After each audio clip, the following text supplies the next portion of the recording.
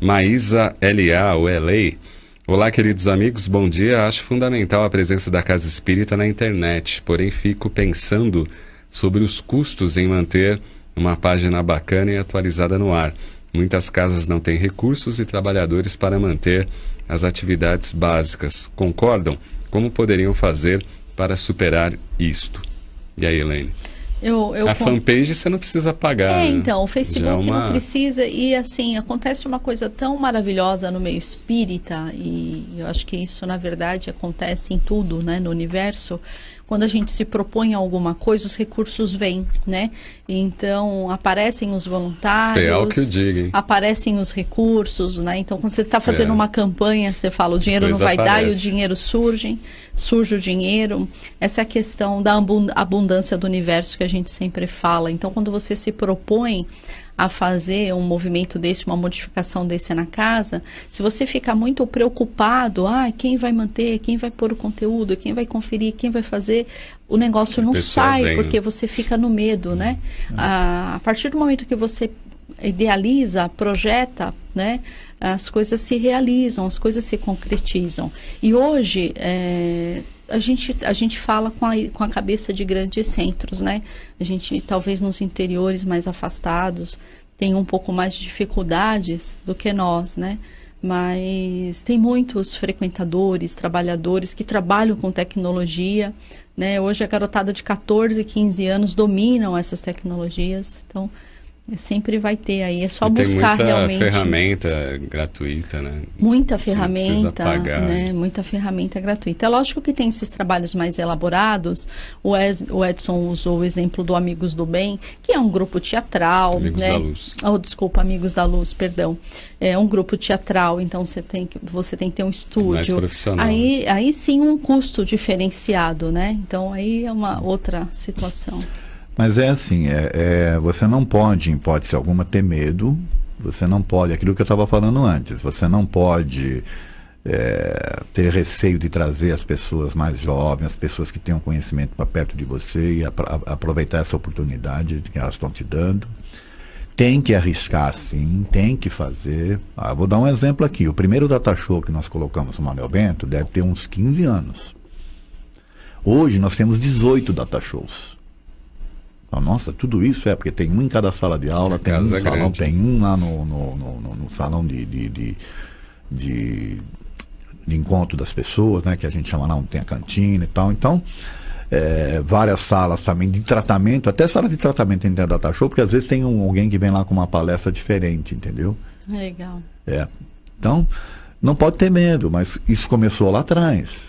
O primeiro site, como eu falei aqui hoje, né, o nosso primeiro site, hoje a gente está tendo que modernizá-lo, tá certo? Agora você vai falar assim, quem é que está fazendo isso? Qual é o custo disso? É tudo voluntário. São pessoas voluntárias. Demora um pouco mais até para sair e tudo, mas é tudo voluntário. Você não está tendo custo. É só chegar e perguntar, né? Quem pode ajudar no site? Sempre vai ter alguém que possa ajudar. E hoje, na verdade, eu nem sei se o site é tão interessante. Hoje em dia, porque o Facebook, Instagram, quer dizer, são ferramentas que você usa, né? Eu acho que você acessando o Facebook, hoje você quase nem acessa mais o site. Então, é o que eu estou falando, o site já não é tão... Sim, hoje a rede social é mais rápida. Um canal no YouTube, por exemplo. O Manuel Bento tem um canal no YouTube também, a gente está começando a postar lá vídeos, né?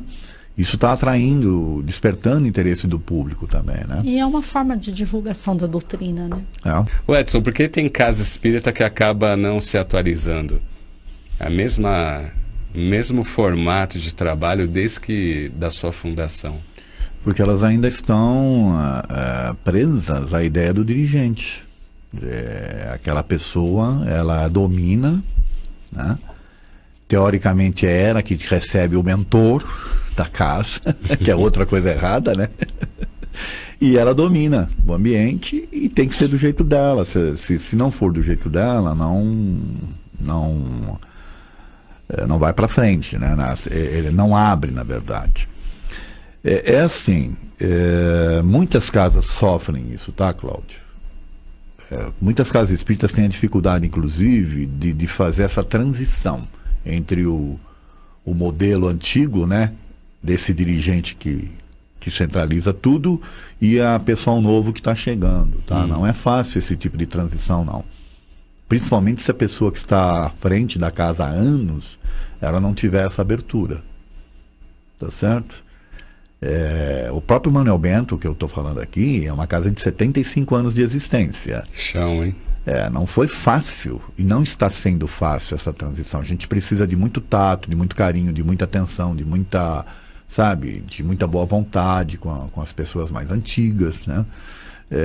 Nós, sábado passado, por exemplo, nós fizemos um evento lá voltado para os nossos voluntários, onde o tema era a comunicação pacífica. A gente fez ali uma série de jogos, de interação, para integrar, né, o novo com o mais antigo, sabe? Para perder essa coisa, né, do meu, isso aqui é o meu, isso aqui é o meu, não, isso aqui é nosso, isso é da casa, né? Só que para isso você precisa ter uma abertura. Se você não tem esse tipo de abertura, fica difícil. Ela vai ficar lá e a tendência é que essa casa morra, tá, Cláudio? Morra no sentido de fechar.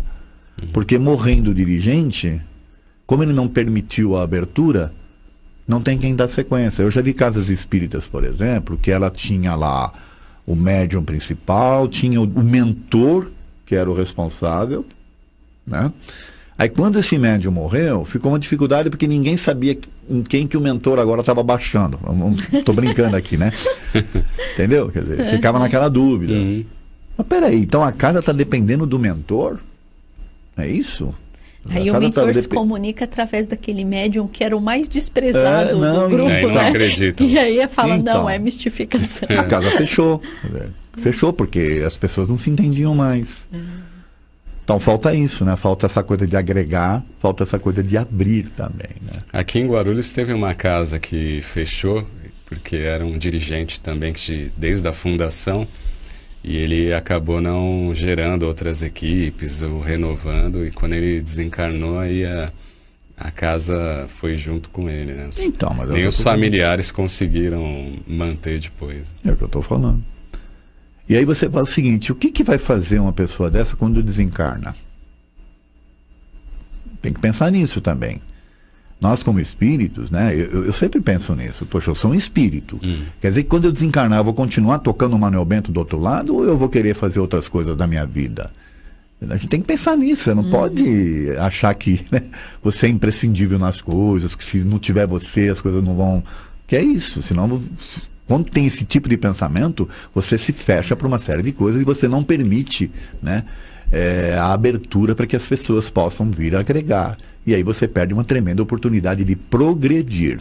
E a gente está voluntariamente, provisoriamente em determinadas funções numa casa espírita, né? É isso. Ninguém se perpetua e ninguém é, né, dono de cargo, né? As pessoas são voluntárias, né?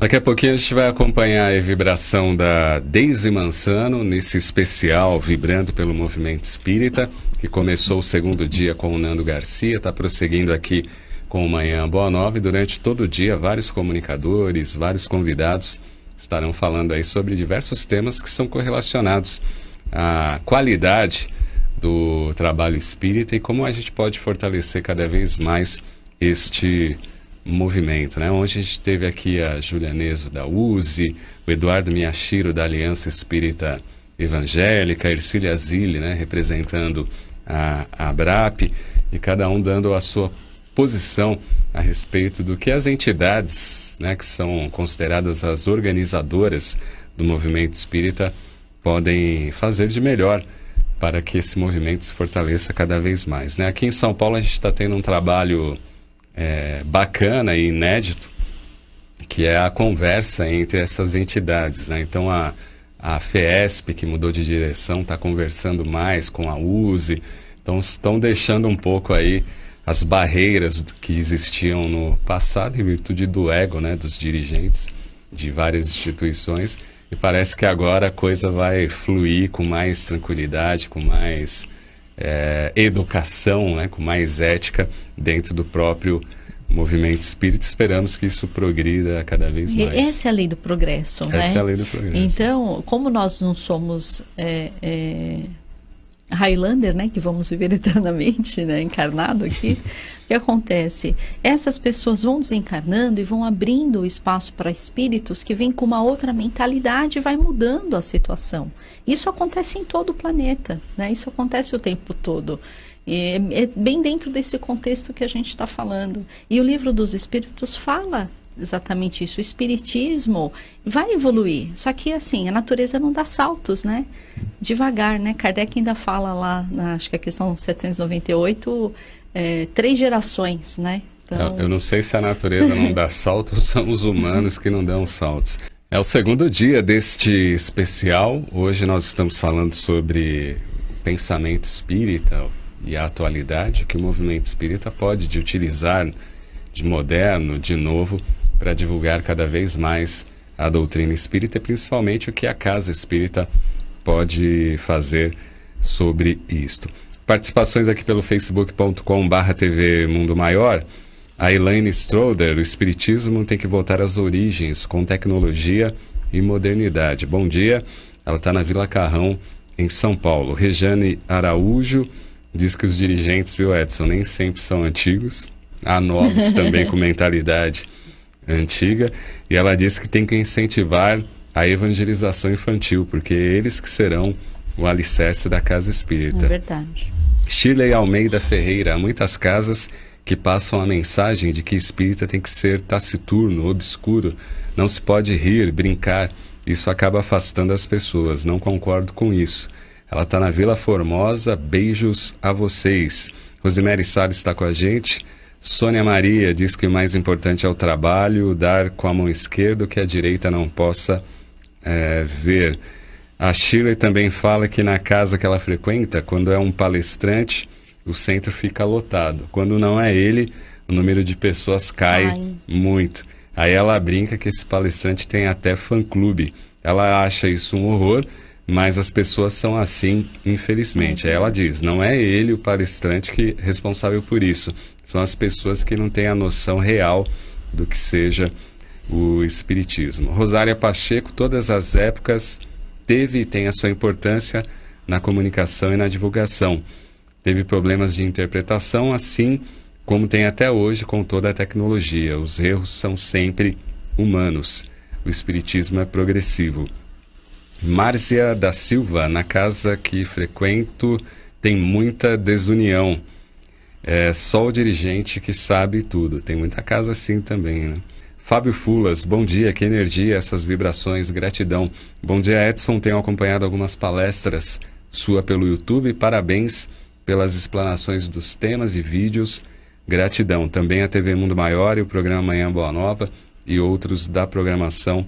Gratidão aí, Fábio. E o Carlos Tanimura mandando seu bom dia. Diga, Edson. Não, eu queria agradecer ao Fábio. Eu queria só fazer um complemento dessa questão do dirigente não se fechar e ele poder abrir. E a gente estava até comentando aqui, né, Daniela, pode falar também um pouquinho. É comum, Cláudio, hoje, às vezes você é convidado para fazer uma palestra numa determinada casa que você ainda não conhece, e aí você vai e faz a palestra. Se você fala alguma coisa que o dirigente não concorda, ele entra depois da tua palestra e ele faz uma palestra em cima da tua, entendeu? Para desdizer... Despalestrar a sua palestra. Para desdizer o que você disse. Então, significa que ele não está preparado para abrir mesmo, ele não está preparado para ser questionado, ele não está preparado para dar um outro tipo de diretriz para os seus pensamentos, né? E para o pensamento daquela casa em si. Eu já passei por isso, você deve ter passado e a Elaine também já passou, e né? Na nossa casa, a gente orienta que, assim, os dirigentes, né, quem está coordenando o salão, não tem esse tipo de comportamento. Ele não está ali para explicar a palestra, né? Não é função da palestra, já foi dada. Mas tem casas que tiram 10 minutos do palestrante, né? E falam, você termina 10 minutos mais cedo, porque ele quer 10 minutos para fazer explanações acerca do que você falou. Poxa, mas você já explicou, você já falou, né? A palestra da palestra. E aí você também, a gente com humildade... ouve também, não vai virar um debate, né? Porque isso também é importante, a gente ter essa presença de espírito, né? E também não transformar aquilo numa contenda, né? Então, cada um no seu momento, né? Do processo evolutivo.